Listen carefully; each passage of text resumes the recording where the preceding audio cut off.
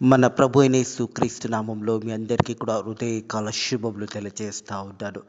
దేవుని మా కృపను బట్టి మరొక దినము చూసే ధన్యత దేవుడు తన కృప చేత మనకు అనుగ్రహించి మనల్ని సజీవులెక్కలు పెట్టిన దేవాది దేవుడైన మన ప్రభు అయిన యేసుక్రీస్తుకు కృతజ్ఞతాస్తుతులు చెల్లిస్తూ ఉన్నాను. ప్రియ దేవుని సంగమా, దేవుని ప్రజలరా, దేవుని మా కృపను బట్టి మరొక పరిశుద్ధ ఆదివారం దినంలో మనం అందరం కూడా ప్రవేశించగలిగాము. అది దేవుని కృపధారనే. దేవుడు మనందరినీ కూడా జ్ఞాపకం చేసుకొని మనల్ని సజీవ లెక్కలు పెట్టి మరొక పరిశుద్ధ ఆదివార దినంలో దేవుడు మనల్ని ప్రవేశింపచేసిన విధానాన్ని బట్టి నేను ఎంతగానో దేవునికి కృతజ్ఞతాస్తుతులు చెల్లిస్తూ ఉన్నాను. ప్రియ దేవుని సంగమా, దేవుని ప్రచార గడిచిన 6 దినాలు మనం ఎలా జీవించామో దేవుని సన్నిధిలో మనల్ని మనం కనపరుచుకొని దేవునికి కృతజ్ఞతాస్తుతులు చెల్లించవలసింది ఈ పరిశుద్ధ ఆదివార దినము. దేవుని మాటలు మనం విని వాక్యానుసారంగా గడిచిన దినాలంతా కూడా మనం లోబడి ఉన్నామా లేదా ఒకసారి మనల్ని మనం పరిశోధించుకొని దేవుని గణపరచాలని ప్రభు పేరిట తెలియజేస్తూ ఉన్నాను. ఆయన చేసిన మేళ్ళని ఏది కూడా మర్చిపోకుండా దేవుని మందిరానికి వెళ్ళి దేవునికి కృతజ్ఞతాస్తుతులు చెల్లిస్తూ దేవునిని మహిమపరిచి దేవుని గణపరిచి దేవుడు చేసిన ప్రతి మేలుని బట్టి దేవునికి కృతజ్ఞతాస్తుతులు చెల్లించుట ఎంతో మంచిది. నా ప్రాణమా యెహోవాని సన్నతించుము, ఆయన చేసిన ఉపకారములను దేనిని కూడా మరవకూడదని వాక్యము తెలియజేసిన ప్రకారము దేవుని సన్నిధికి వెళ్ళి దేవుని మందిరానికి వెళ్ళి దేవునికి కృతజ్ఞతాస్తుతులు చెల్లించవలసిందిగా ప్రభు పేరట తెలియజేస్తా ఉన్నారు. పరిశుద్ధ ఆదివార దినం అనగానే దేవుని దినమైనది అనే సత్యాన్ని జ్ఞాపకము చేసుకోవాలని ప్రభు పేరట తెలియజేస్తా ఉన్నారు. కలము దేవుని యొక్క వాక్యము ధ్యానించుకుందాము. మత్తయి సువార్త 13వ అధ్యాయము 1వ వచనం నుంచి 12వ వచనం వరకు వాక్య భాగాన్ని ధ్యానించుకుందాము. ఈ వాక్య భాగము ధ్యానిస్తుండగా మరి నీవు ఎక్కడ ఉన్నావు, నేను ఎక్కడున్నానో ఒక్కసారి మనల్ని మనం పరిశోధించుకుందాము. మనం ఈ వాక్య భాగంలో దేవుడు మనతో మాట్లాడుతున్న ఈ సందేశంలో వాక్యాన్ని మనం ఎలా వింటున్నాము, వాక్యాన్ని మనం ఎలా అర్థం చేసుకుంటున్నాము, వాక్యానుసారంగా జీవిస్తున్నామా లేదా అంతగా వాక్యం విన్నా కానీ లోకానుసారంగా జీవిస్తున్నామా ఒక్కసారి మన హృదయాలను మనం పరిశోధించుకుందాము. హృదయ కలవేసయ్య ఈ మాటలు మనతో మాట్లాడబోతా ఉన్నాడు. ప్రియ దేవుని సంగమా, దేవుని ప్రజలరా, నువ్వు ఎలా ఫలిస్తున్నావు? నీ ఆత్మీయ జీవితం ఎలా ఉన్నది? నువ్వు ఫలించుతున్నావా లేదా ఫలించకుండా నువ్వు ఉన్నావా? ఒక్కసారి నీ హృదయాన్ని నీవే పరిశోధించుకొని ఈ వాక్యము దేవుడు నీతో మాట్లాడుతుండగా ఒకవేళ నీ హృదయాన్ని నువ్వు పరిశోధించుకొని తిరిగి నువ్వు ఫలించే బిడ్డగా ఉండాలన్నదే ఈ వాక్యం ఒక ఉద్దేశమైనదని సత్యాన్ని జ్ఞాపకం చేసుకోవాలని ప్రభు పేరిట తెలియజేస్తూ ఉన్నారు. యేసు ప్రభు అనేక సంగతులు అక్కడున్న ప్రజలకు తెలియజేస్తూ ఒక ఉపమాన రీతిగా ఒక ఉపమానం అక్కడ దేవాది దేవుడు తెలియజేసిన ఉపమానంలో మనమందరము ఉన్నాము. ప్రతి ఒక్కరం కూడా ఆ ఉపమానంలో ఉన్నాము. కానీ ఎలా ఉన్నాము అన్నది మన హృదయాలను మనమే పరిశోధించుకోవాలి. మనం ఎక్కడ ఉన్నాము, ఎలా ఉన్నాము, వాక్యానుసారంగా ఉన్నామా, వాక్యాన్ని అంగీకరించి ఉన్నామా, లోకానుసారంగా ఉన్నామా, విన్న వాక్యాన్ని మర్చిపోతున్నామా? అప్పటి వరకు మాత్రమే వాక్యాన్ని విని బయటికి వచ్చిన తర్వాత వాక్యాన్ని మర్చిపోయి లోకానుసారంగా జీవిస్తున్నావా? ఒకసారి నిన్ను పరిశోధించుకొని వాక్యాన్ని విని వాక్యానుసారంగా మనం అందరం కూడా ఫలించాలన్నదే దేవుని యొక్క ఉద్దేశము.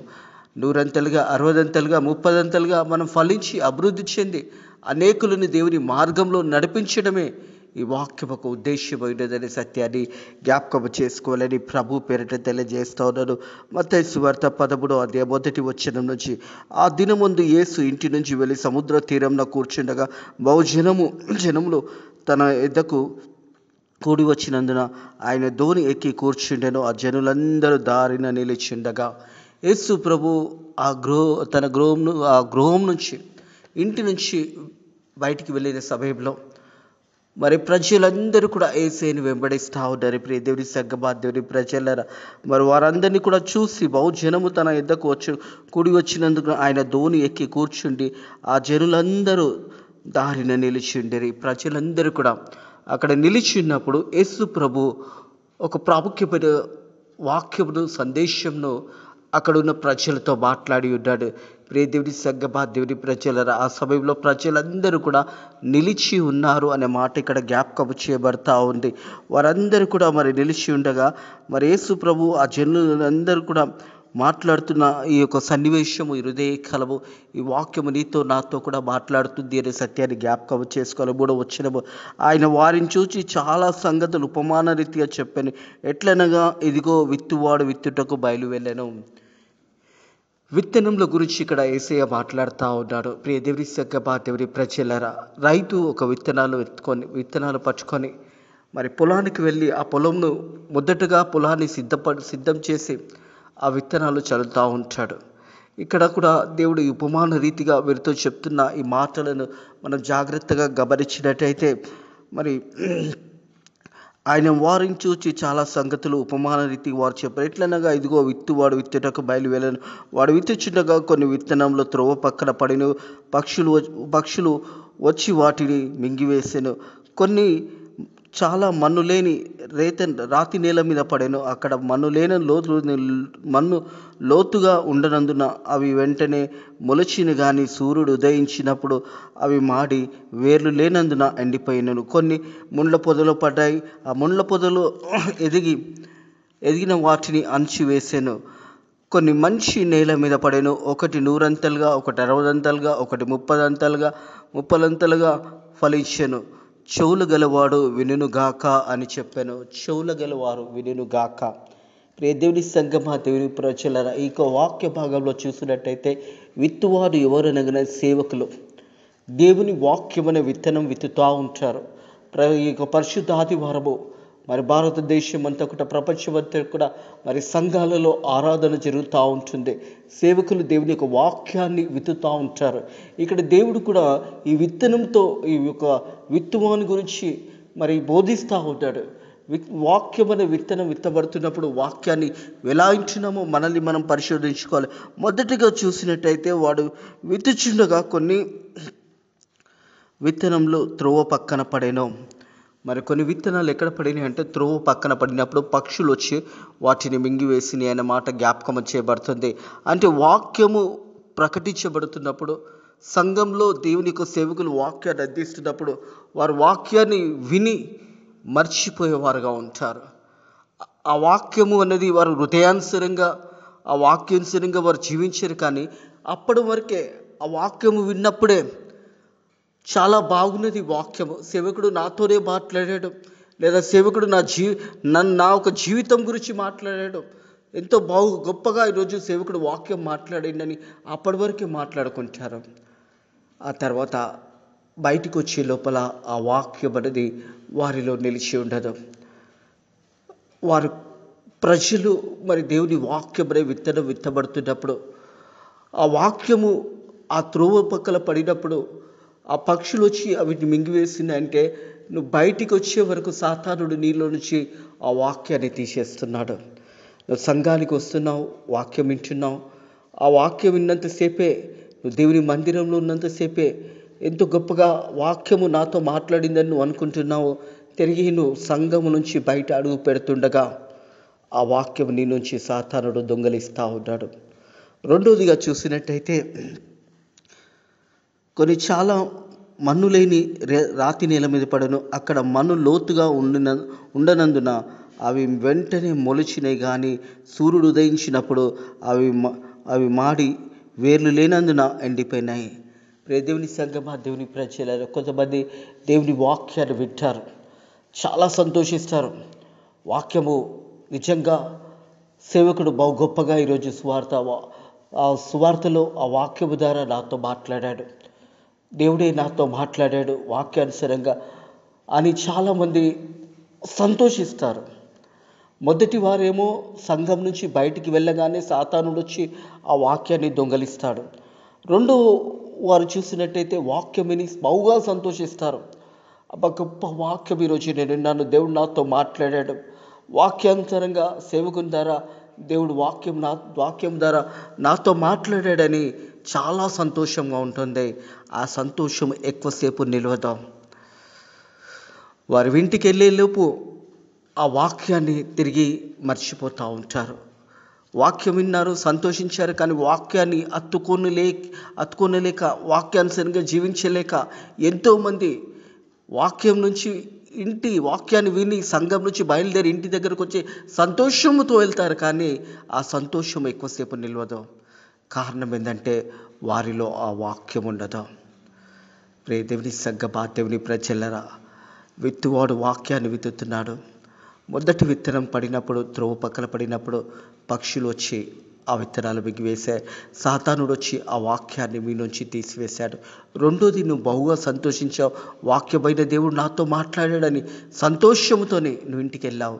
ఇంటికి వెళ్ళిన తర్వాత ఆ వాక్యాన్ని మర్చిపోయి మళ్ళా యథావిధిగా లోకాశల వైపు, లోక స్నేహం వైపు, ముచ్చట్ల వైపు, అలాగే అన్యులు ఆచారాల వైపు, అన్యుల వారి యొక్క దినచర్య ఎలా ఉంటుందో ఆ రీతిగా నీ దినచర్య కూడా మార్చుకోవడము. అంటే అప్పటి వరకు సంతోషం కలిగింది, వాక్యం విన్నావు, ఇంటి వరకు వచ్చే వరకు ఆ వాక్యము నీలో నిలిచి ఉండలేకపోవడానికి కారణం ఏంటంటే నువ్వు హృదయానుసరంగా వాక్యాన్ని విన్నావు, కానీ వాక్యాన్ని అంగీకరించలేకపోయినావు. దేవుని సంఘమా, దేవుని ప్రజలు, అలాగే మూడోది చూసినట్టయితే మళ్ళీ ముళ్ళ పొదలలో పడింది. ఆ ముళ్ళ పొదలలో ఎదిగిన వాటిని అణుచివేసాను. వాక్యము విన్నావు, బాగా సంతోషించావు, వాక్యం ద్వారా నేను ఎంతో బలపడ్డాను, వాక్యం ద్వారా నేను ఎంతో దీవించబడ్డాను, వాక్యం ద్వారా ఎంతగా నాకు ఆదరణ దొరికింది అని నువ్వు అనుకుంటావు. కానీ ఆ తర్వాత ఆ వాక్యమును నీలో నిలిచి ఉండకుండా, వాక్యానుసరంగా నువ్వు జీవించకుండా, వాక్యానుసరంగా నీ యొక్క బ్రతుకుని కట్టుకోవాల్సిన నీవు ఆ వాక్యానుసరంగా జీవించలేకపోతావు. ఎందుకంటే వాక్యము విన్నవారుగా, వాక్యము మనం విన్నప్పుడు వాక్యాన్ని హత్తుకొని వాక్యానుసరంగా మనం జీవించవలసిన మనకు చాలా అన్నీ తెలుసు. ఈ మూడో వారు ఎలా ఉన్నారు అంటే, ఈ ముళ్ళ పొదలు పడిన విత్తనాలు, ఆ ముళ్ళు అణిచివేసి ఉన్నాయి. అది ఎదగకుండా ఆ చెట్టు ఆ విత్తనాన్ని ఎదగకుండా ఆ విత్తనాన్ని అక్కడనే అది ఎదగకుండా అక్కడనే అణిచివేయబడుతుంది. అంటే అన్నీ తెలిసిన వారు, వాక్యము తెలిసిన వారు, వాక్యాన్ని అర్థం చేసుకునేవారు, వారు బైబిల్ తేటగా చదివేవారు, వాక్యంని అనుదినము ధ్యానించేవారు, కానీ వారి జీవితాలలో వాక్యానుసరంగా వారి జీవితాలు కట్టుకోలేకపోతున్నారు.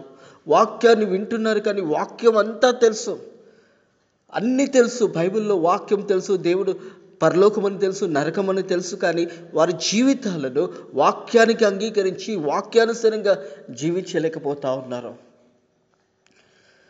వాక్యము దేవుడు మనతో మాట్లాడుతూ ఉంటాడు.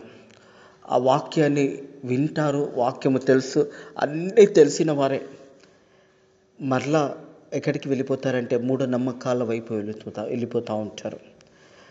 ఏదైనా వ్యూహం జరగాల్సి వస్తుందంటే మళ్ళీ పంతుల దగ్గరికి వెళ్ళి మంచి రోజు చూడడము, ఇవన్నీ కూడా అన్నీ తెలిసి తప్పు చేయడము.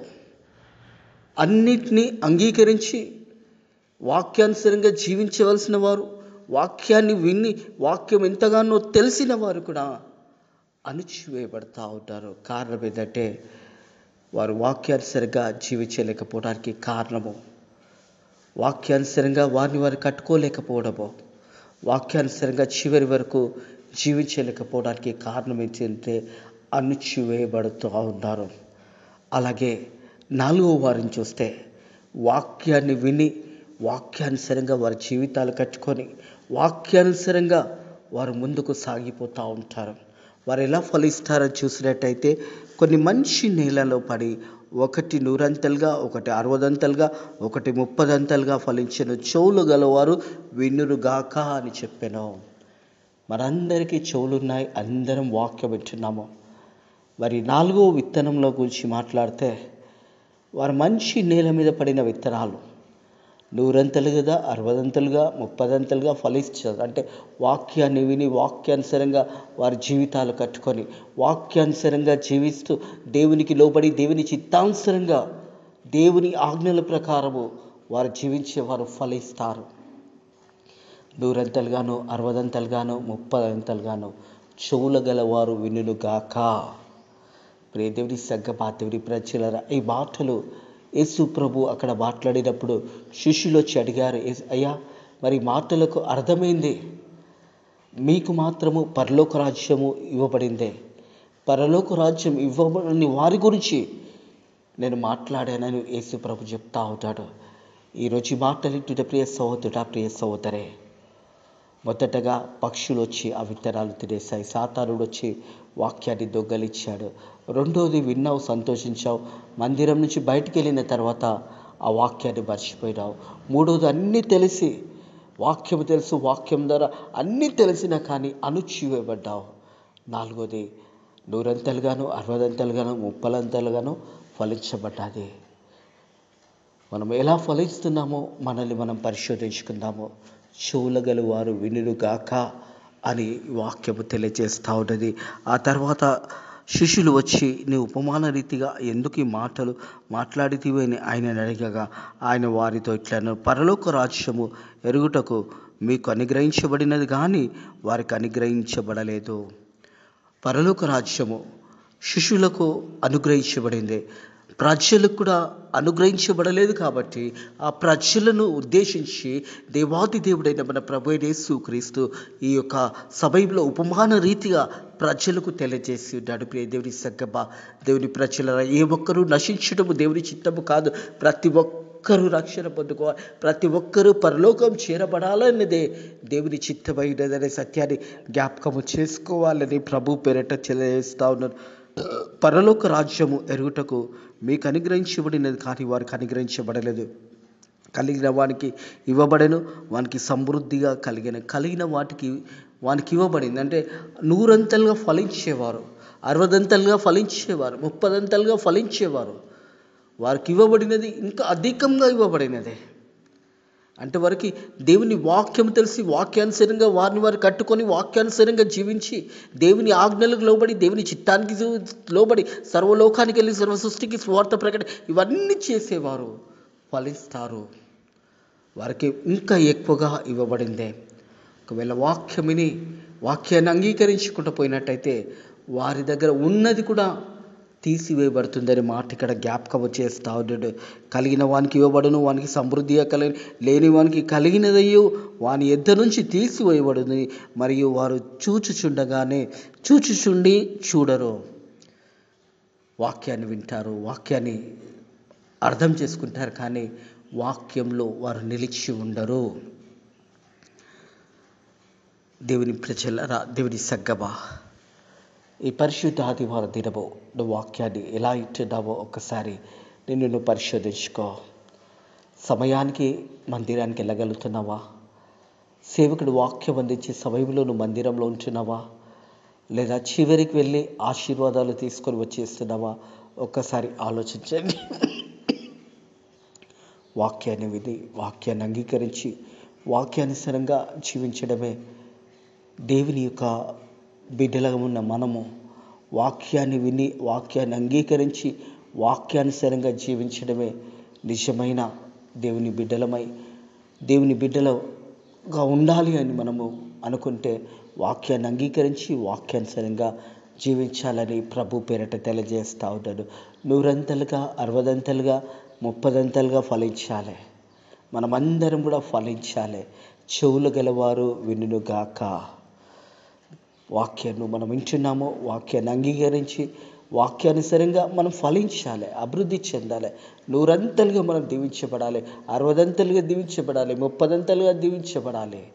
దేవుని వాక్యంలో మనల్ని మనం కట్టుకొని వాక్యానుసారంగా మన కుటుంబంలోని కట్టుకొని వాక్యానుసారంగా మనం జీవించినప్పుడే మనం ఫలిస్తాము, అభివృద్ధి చెందుతాము, దేవుని ఆశీర్వాదాలు పొందుకుంటాము.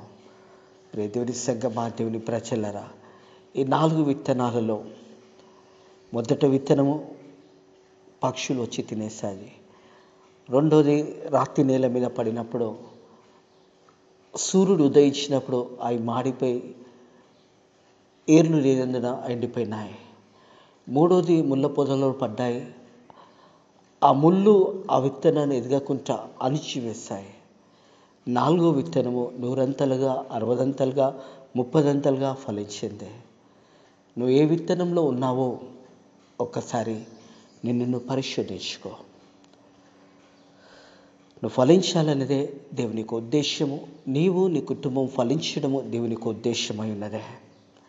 మనం ఫలించాలి, అనేకులను ఫలించే విధంగా మన జీవితాన్ని మన జీవితంలో ఒక సాక్ష్యాధారంగా జీవించినప్పుడు మనల్ని చూసి అనేకులు కూడా ఫలింపే బిడ్డలుగా ఉండేటట్టు మన జీవితం ఉండాలనే సత్యాన్ని జ్ఞాపకం చేసుకోవాలని ప్రభు పేరట తెలియజేస్తా ఉన్నట్టి మాటలను కాల్పు దేవుడు మిమ్మల్ని దీవించి ఆశీర్వదించి బలపరిచి ధైర్యపరిచి ముందుకు నడిపించును గాక.